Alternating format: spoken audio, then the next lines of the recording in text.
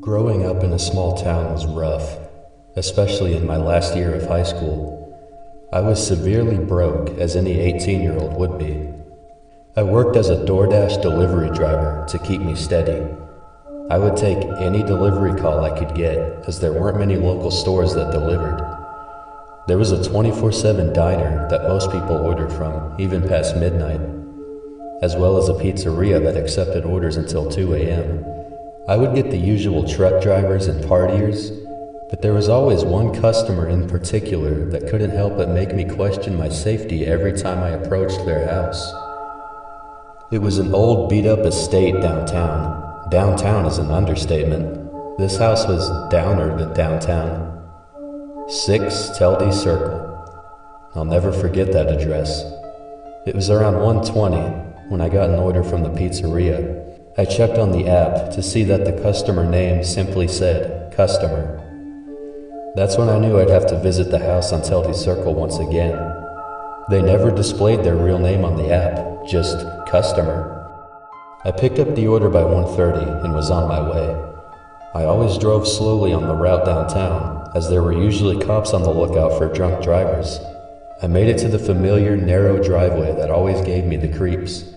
The long narrow trees with the leaves and branches shadowing over the small road. I almost had to turn my headlights on as it was impossible to see the constant twists and turns. I pulled up to the gate and stepped out with the order. I placed the order by the gate as requested by the customer and took a flash photo to let them know that I had dropped it off. I was about to hit the confirm button, but noticed something in the picture I had taken. In the background of the picture, beyond the gate, past where I left the order, the flash was bright enough to reveal someone standing out on the front porch. I looked over to see them, but it was too dark without the flash. Then I began hearing something in the distance.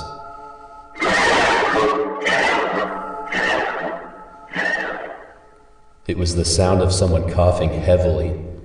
It sounded as if they were closer to death by each cough. I began to think it was an animal. The gate slowly opened automatically.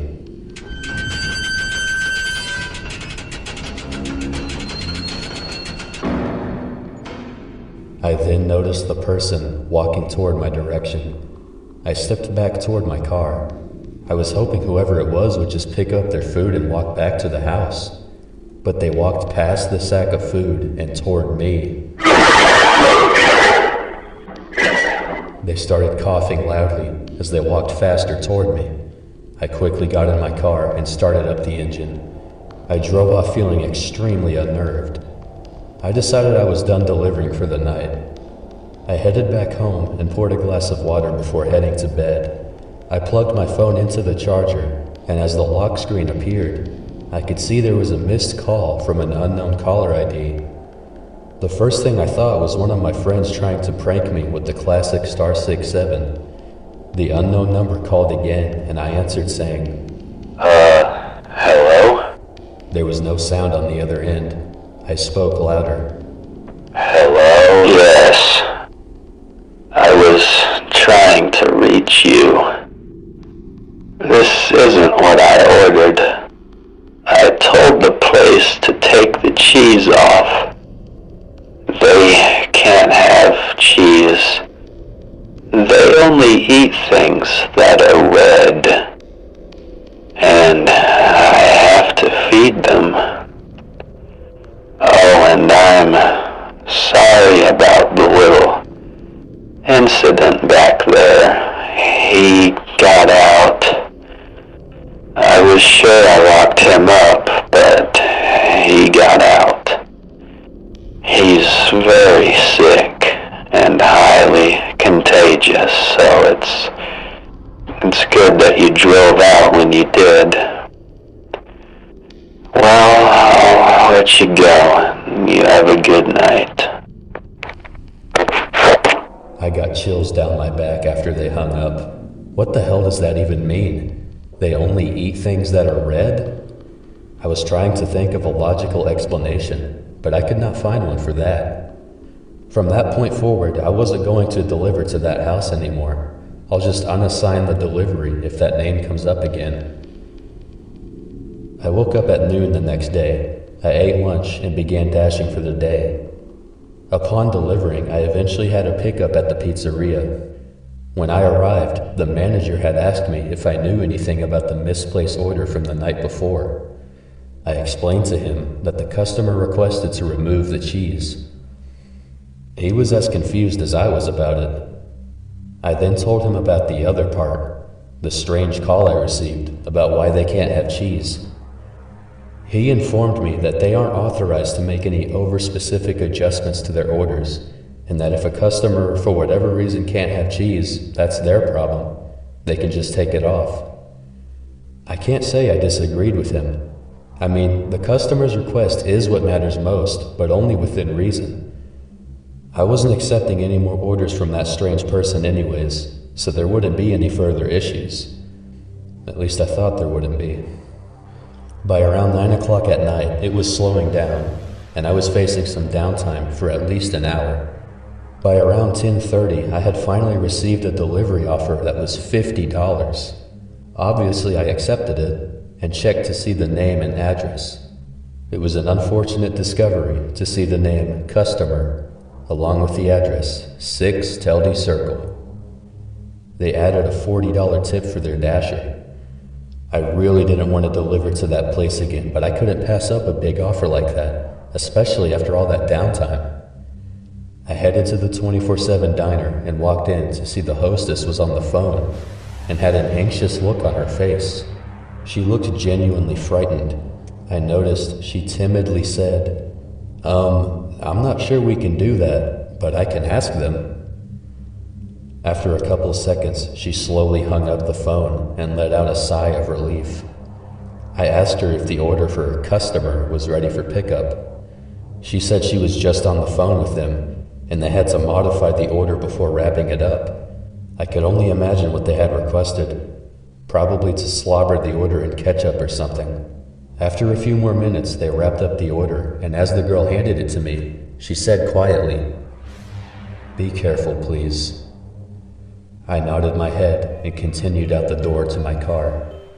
Looking back, that was the life-altering red flag that I should have noticed. Dear God, so much could have changed if I had just told them to cancel the order. If I had just convinced the girl at the counter to contact the police and just end the whole nightmare right then and there, people would still be alive. But no, I took the order and I drove to that house. Because the only thing on my stupid fucking adolescent mind was earning that $50. I'd give anything to go back and change my decision at that very moment. Anything. I drove across town to reach that god-awful driveway. I pulled up and noticed there was an old pickup truck that looked like it was from the 1800s and was parked right on the start of the driveway, blocking it. Great, now I have to walk all the way to the house, I thought. I parked on the side of the road close to the truck and stepped out with the order. I made sure to lock my car before I began walking across the driveway. As I walked past the truck, I noticed some pretty suspicious tools in the trunk, like a bolt cutter, a bear trap, some rope, and a circular buzzsaw. As if I wasn't nervous enough already, I was practically jogging down the driveway just to get the whole thing over with. I stopped when I heard something behind me. The sick man from last night, he's probably headed back to the house. I hope to God I don't pass him on my way back. I might have to walk alongside the woods back to my car, I thought. I picked up the pace and started running. I neared the house and noticed that the gate was still open. As quickly as I possibly could, I set down the order and snapped a flash picture to complete the delivery. $50 were mine at last. It was then that I heard the coughing, but this time, further out in the distance, from the woods area. Maybe he was taking a shortcut to get to the house. I sprinted back to my car as fast as I could. I stopped running, and my entire body froze with chills, as I could see the old truck from the driveway entrance was speeding down the narrow driveway, going at least 70 miles an hour, and its lights weren't even on. I was hoping they would brake before they got to me, but instead, when they saw me, they sped up even faster. I jumped off the road just in time before the truck could hit me and stumbled down the hill into the dark woods. I looked up to see that the car had slowed down until stopping. I hid behind a large tree and watched to see if anyone got out. No one stepped out, and the car was still in place for a solid minute. I then sprinted toward the driveway entrance. I had hoped to God that the person didn't do anything to my car, like slash my tires.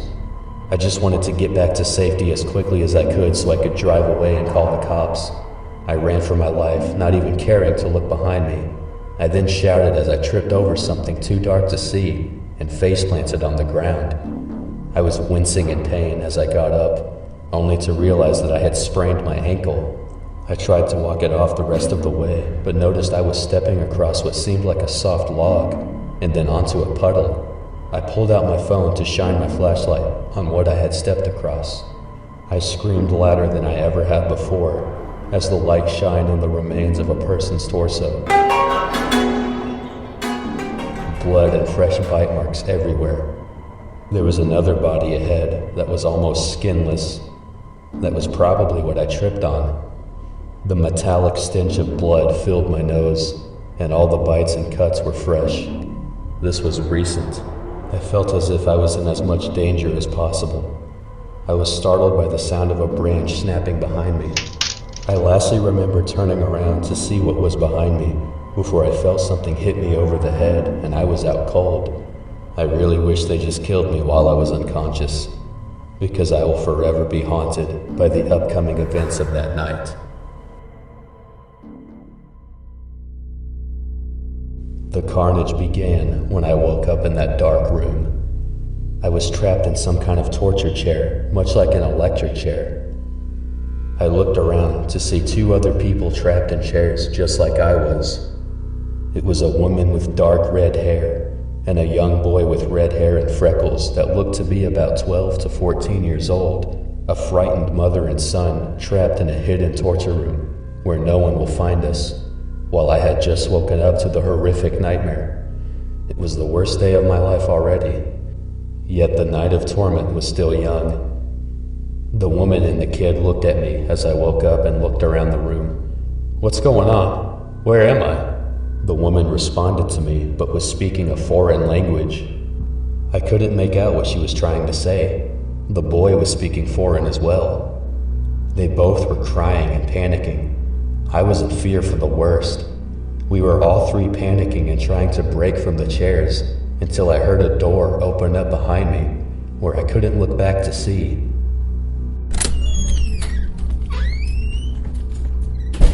The woman and the boy were both looking beyond me at whoever entered the room and had horrific expressions of fear on their faces as they trembled. I could hear heavy footsteps getting closer, and the woman and boy gasped as I heard the sound of the person brandishing a sharp object.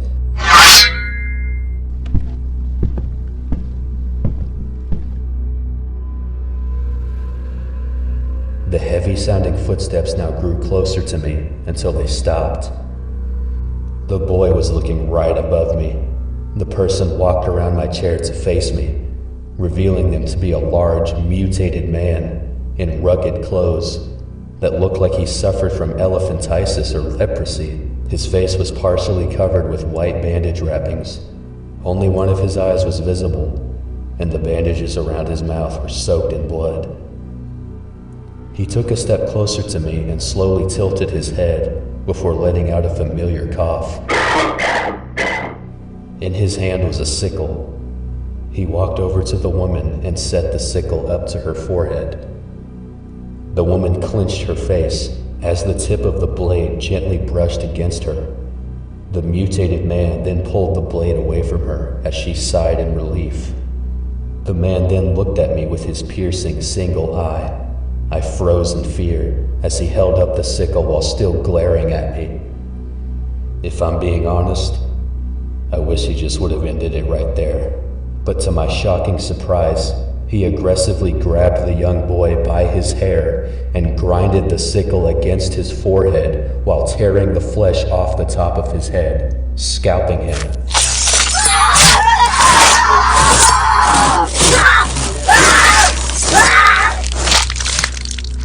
To this day, I still never got back the hearing I lost to the amount of ear-piercing screams in that room from myself, the boy, and his mother. The man threw the scalp into a gray bucket that was on the ground beside the boy's chair. The boy was completely soaked in blood. The skin from above his eyes all the way to the back of his head was cut off, and you could see the top of his skull. The man grabbed the bucket and set it under the boy's hand. The man then used the sickle to cut into the boy's wrist and sever his hand off. Blood pouring into the gray bucket. There's a good number of supposed terrible things I'd much rather see than a young boy being tortured again. The man threw the hand in the bucket. At that point, the woman was losing consciousness and was barely awake. She wasn't able to scream any longer and was groaning weakly before she vomited all over herself. The mutated man unstrapped the boy from his chair and threw him in front of a large wooden door at the end of the room. He opened the door, revealing a large staircase leading down into a room that was too dark to see. He threw the boy down the stairs and quickly shut the door, locking it. After a brief moment of silence, I could faintly hear the sounds of biting and tearing, muffled by the boy's final howls.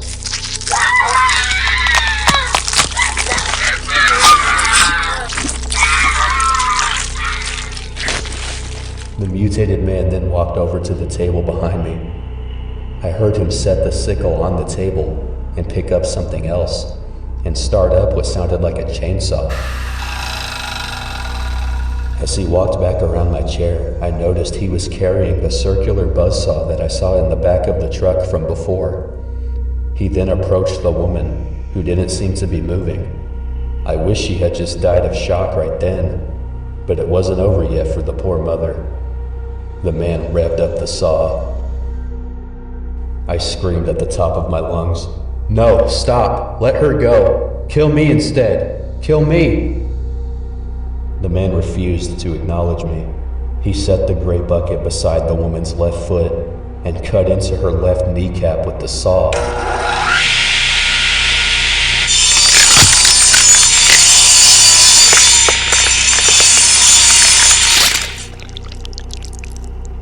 I remember the gruesome sound of bone snapping as her lower left leg dropped to the ground, with blood spewing like a shower into the bucket until it was full. I was gagging at the merciless brutality and the rotten stench of fresh blood.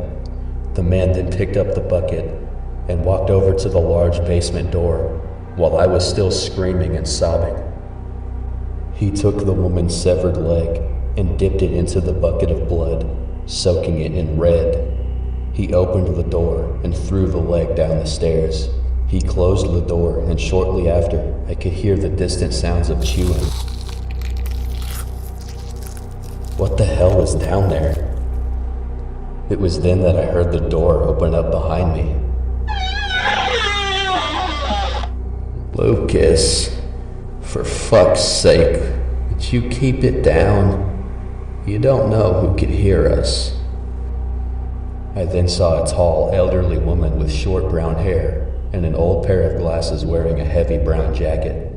She looked homeless. They both did.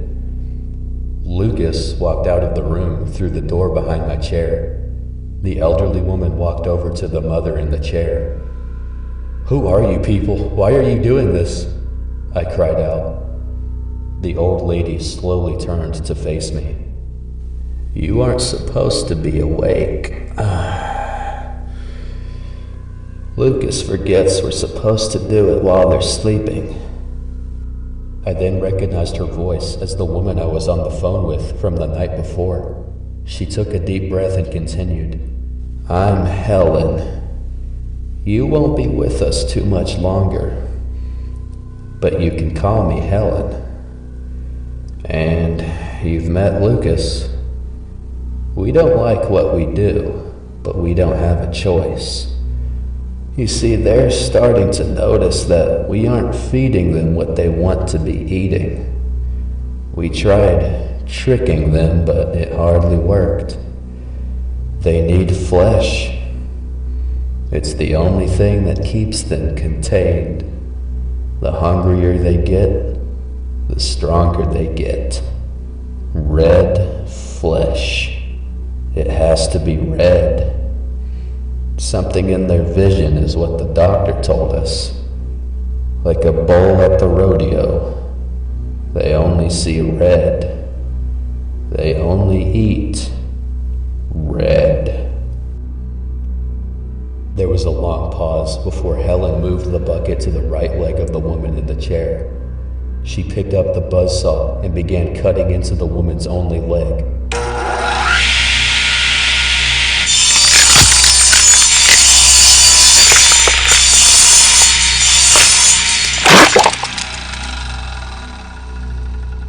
It was a good thing the woman wasn't awake. She had to have died from blood loss at that point. Helen raised the bucket up to the stump to obtain the blood.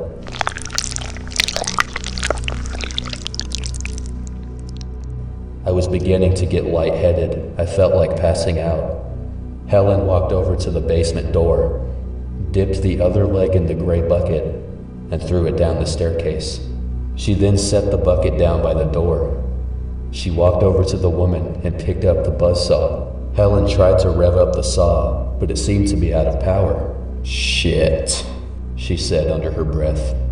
She then unstrapped the woman's arms from the chair and threw her legless body onto the ground. Helen walked over to the table of tools and picked up what I saw to be a large axe. She walked over to the woman and raised the axe up with both her hands, and then swung down, cutting into the woman's left arm. She repeated the process a few more times until the arm was severed. Helen picked up the arm and used the bucket to soak it with blood, and sure enough, threw it into the basement.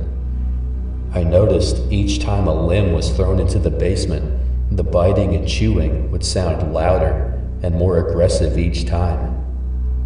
And closer. I noticed something in the corner of my eye. The fingers on the woman's other arm were slightly moving. She began waking up. She looked and noticed me, then looked around the room and noticed her legs and left arm were gone. She screamed horrifically until Helen grabbed the axe and shouted, "Be quiet!" Helen swung the axe down nearly halfway into the woman's neck. She pulled the axe out. The woman was somehow still barely alive. She attempted to scream through her windpipe. You could see her vocal cords moving in the gap between her neck and mouth.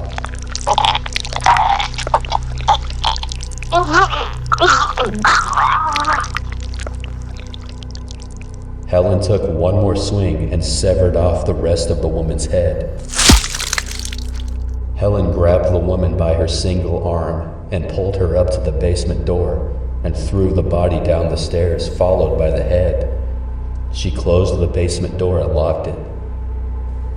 "That should be enough for now. I'll deal with you later." Helen walked out through the door behind my chair, and I noticed that I didn't hear a lock after she closed that door. I was shaking and writhing in my chair, but the straps were too tight. I used all my might to tip the chair over and fall to the floor. I kicked my legs rapidly into the air until the chair legs snapped. I was making progress. I kept kicking until the chair legs finally broke off. I stood up on my feet with my arms still attached to the chair. I ran backwards and bashed against the wall repeatedly until the chair fell apart. I was finally free from the trap, but was still uncertain to make it out in one piece. Literally. I walked over to the tray of tools that I could now see. There was this big butcher knife that was the largest and sharpest thing I could see, so that's what I took. I heard soft knocking on the basement door. I raised the butcher knife, getting ready to slash the neck of any nutcase in my way. I slowly opened the door that Lucas and Helen walk out of. It seemed to be a garage with an upward staircase to another room. There were all kinds of traps and ropes and different chairs like the one I was stuck in, all of them stained with blood. Just how long were these people doing this? I heard the door open at the top of the steps. I looked to see an old locker that was barely my size. I rushed over and hid in the locker before Lucas could see me, as I saw him through the small holes in the locker, walking down the steps, carrying an unconscious man on his shoulder. Lucas walked into the torture room. I quickly stepped out of the locker. I quietly walked into the torture room as Lucas was strapping the man to the chair that the boy was in. I snuck up behind Lucas and raised up the butcher knife, ready to bury it in the back of his head. I swung the knife, but Lucas quickly turned around and grabbed my arm. He headbutted me and I fell backwards. He then picked up the knife and was about to strike me with it before I kicked him in the face as hard as I could. He groaned as the bandages on his face came loose and fell off.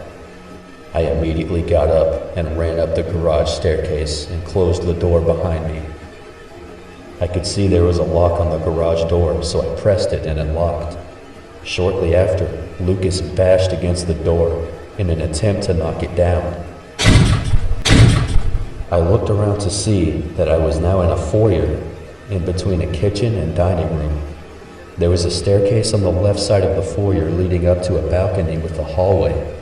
I was trying to find a way out, but realized they had their door barred shut with wooden planks from the inside. Who the hell does that? I tried pulling off the bars, but Lucas continued to bash on the door, and it seemed he was getting close to knocking it down. I didn't have time. I had to hide. Helen called out from upstairs, "Lucas, what the hell's going on?" In a heartbeat, I snuck into the dining room and hid under the table. Thank God the only light in the house was from the lit candles everywhere, making it much easier to hide. Helen unlocked the garage door and Lucas came storming out. "What the hell are you doing? Don't tell me you locked yourself out." Lucas walked around menacingly, turning in every direction. "He got out, didn't he? Go get started on the other one while he's still asleep. I'll find the little rat. He won't find a way out. They never do." Lucas walked back down into the garage, and Helen opened up a closet in the foyer and pulled out what I saw to be a double-barrel shotgun. I was trembling and covered my mouth to muffle my breathing. Helen's shoes were only inches away from me as she passed the table. She walked out of sight into the room further from the dining room. I crawled from under the table and quietly walked up the stairs in the foyer. I was almost at the top, but was startled when there was a loud creak in one of the steps. "Lucas, I thought I told you to start on the other body," Helen called out. I bolted across the balcony to the first door I saw and opened it up to what seemed to be a bedroom. I closed the door behind me and barricaded it shut with a chair. There was an open closet in the bedroom that had a cardboard box below the hung-up clothes. I opened the box, revealing a large flashlight with at least 5 packages of batteries. I noticed there was a small trapdoor on the left side of the closet. I opened the trapdoor to see that it led to some kind of secret passage inside the walls, where there was no light whatsoever. I took the flashlight along with one of the battery packs. I closed the closet door behind me as I could see that Helen was trying to get into the bedroom. I closed the trapdoor as well and turned the flashlight on to see where the passage would take me. The flashlight wasn't very bright and the beam wasn't very wide. It was like a telescope of light, if that makes sense. I proceeded through the passage to see a ladder that led to a lower level. I had hoped it was a way out. I shined the flashlight down the ladder. It looked like an underground room that hadn't been cleaned since it was built. I climbed to the bottom and shined the light around to see if there was any leads to an exit. I then heard a creak in the floor above me where I just climbed down from. I shined the light up at the top of the ladder, and a chill went down my spine as I saw a hand move away from the ledge. My heart was racing. Who or what else would be in this part of the house? I walked with a faster pace, looking desperately for an exit. At that point, I thought that I had already seen everything. I was wrong. I walked slower as I came upon the sounds of tearing and biting. I shined my flashlight at the horrendous sight of a little girl's corpse. The skin in her face was chewed off, and her neck was sliced open. I shined the light further until I saw one. It was feasting on the stump of the girl's severed arm. I covered my mouth to muffle my loud gasp. I moved the flashlight across the room to realize that I was in the basement.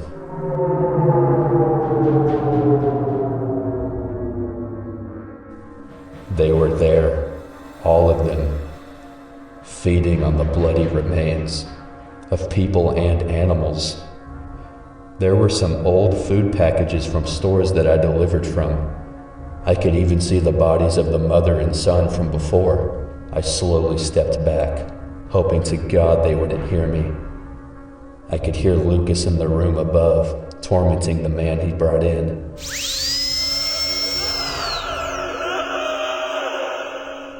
I kept walking back until I stepped on something that cracked under my foot. I shined the light down to see it was the lower half of a dead rat that was bitten in two. I could see my whole life flash before me when I raised the flashlight to see that they had all stopped eating and began surrounding me. Their eyes, their horrible eyes. I turned around and sprinted faster than I knew I could to the ladder and climbed back up. I could hear them gathering around the ladder below me. I dropped the flashlight down the ladder, but didn't care enough to look back. I backtracked to the trapdoor in the closet. I could hear one of them walking around in the passage, but it was too dark to see where they were. I closed the trapdoor shut behind me. Seconds after, there were knocks on the trapdoor. I stood up and slowly opened the closet and went back into the old bedroom. I decided to hide under the bed as I didn't want to run into Helen on the balcony. But to my demise, the bedroom door opened, knocking over the chair, and Helen walked in. I could see her walk over to the closet. She then walked right up to the bed and stood still for about 10 seconds. I held my breath and did my best not to make any noise at all. She then stuck the shotgun under the bed, both barrels right in my face. "Get out. Now," she demanded. "Why? So you can torture me? Just fucking shoot me," I shouted. "As convenient as that would be for the both of us, I need your help." "Why would I help you?" "Well, one, because I can blow your legs off and feed you right to them. And two, I don't know how much longer Lucas will be around. He's infected. It's getting worse every day. And I need all the help I can get. If we don't feed them, they'll get out, and there will be nothing left. I crawled out from the bed and stood up. Hands behind your head, turn around, and walk, she demanded. I walked out of the bedroom with Helen right behind me. You're a sneaky little fucker, I'll give you that. You managed to stumble into the basement and make your way out without a scratch. That's a first. What are they? I asked. They used to be human. The doctors called it Vector 7-1, an infection with no cure. They only had one antidote. We had to use it on Lucas when he got bit. The flesh gets infected quickly once they bite. That's why we have to serve their food in pieces. It hardly saved Lucas. Only gave him a few more months. Good thing we found you. She led me to a room across the balcony that had some hunting equipment and a grindstone. There was a poor young girl strapped to a wheelchair. The black bag on her head was the only thing she was wearing. Help me bring her downstairs, Helen demanded. I picked up the girl and carried her in my arms. We walked down the stairs in the foyer and past the garage door. Lucas was still busy with the man he brought in. As Helen and I walked in with the girl, Lucas was sawing into the man's mouth.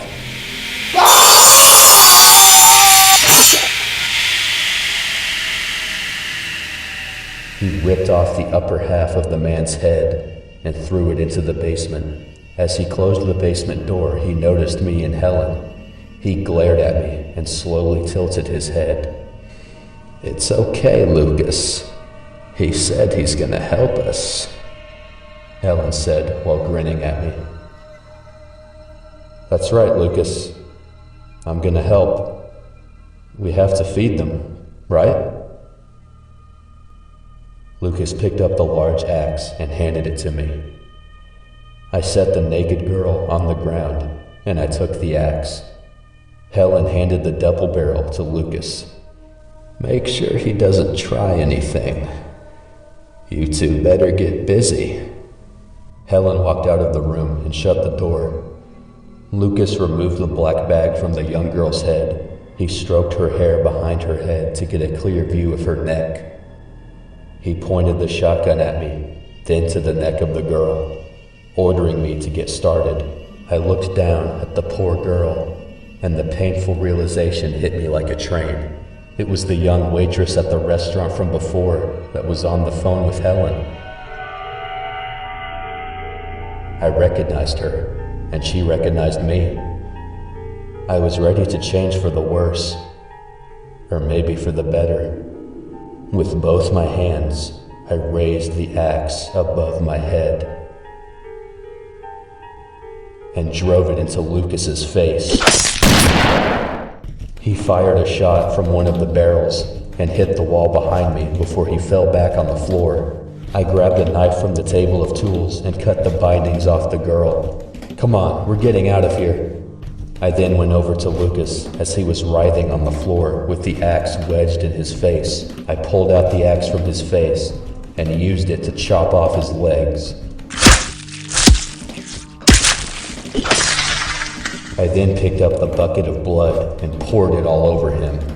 I picked up the shotgun that still had one barrel with Helen's name on it. Before I left the torture room, I made sure to leave the basement door wide open.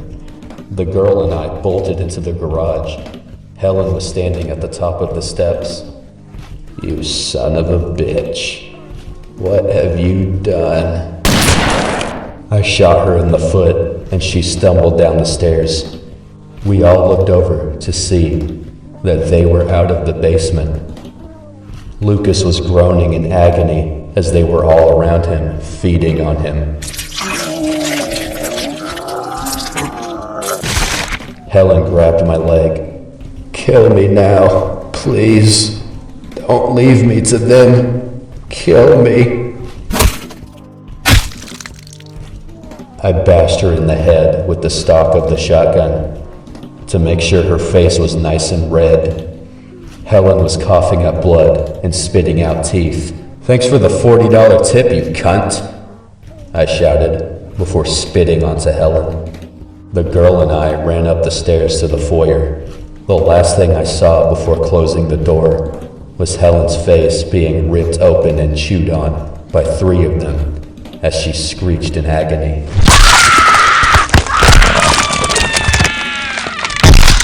I ran into the kitchen and searched for something sharp until I found a hacksaw in one of the drawers. The girl found a hammer in the cabinet. She also grabbed a trench coat from the closet to cover herself up. I started sawing into the wooden bar on the top of the front door, while the girl was using the nail remover on the hammer to take out the nails from the bars. They were bashing on the garage door that was already damaged from Lucas bashing it before. We had to hurry. The girl finished removing the bottom bar while I got finished sawing the one at the top. We just had the middle one, then we were free. I sawed down on the left side while she took the nails out of the right side. Finally, the middle bar was removed, and we opened the front door and shut it behind us, just in time before they broke through the garage door. We ran from the front porch and past the old truck. "Wait," said the girl, as she pointed at the tanks of gasoline in the trunk. We took the gasoline tanks and poured them out all over the front porch. I then picked up a lit candle that was on one of the front porch steps. "Stand back," I shouted at the girl. I threw the candle down on the front porch. It shattered and ignited a large flame across the entire porch.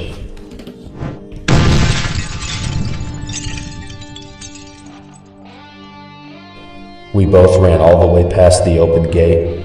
I looked back to see that the flame from the porch had caught onto the house. We kept running and sprinted down the long driveway. We made it to the end, and my car was still parked on the side.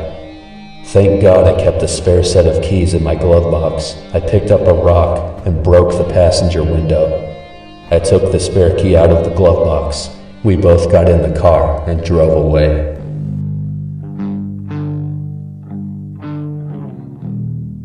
I've had to see multiple therapists since the horrible nightmare. The girl did as well. Luckily, we both got sent to stay at the same psychiatric home, and over time, we became close friends. It surely took time, but we were able to somewhat recover. There's still just one thing that still unnerves me when I think about it. I tripped over some freshly eaten bodies before I was abducted. Bodies that were outside in the woods. Not all of them were in the house before it burned down. Some of them are still out there.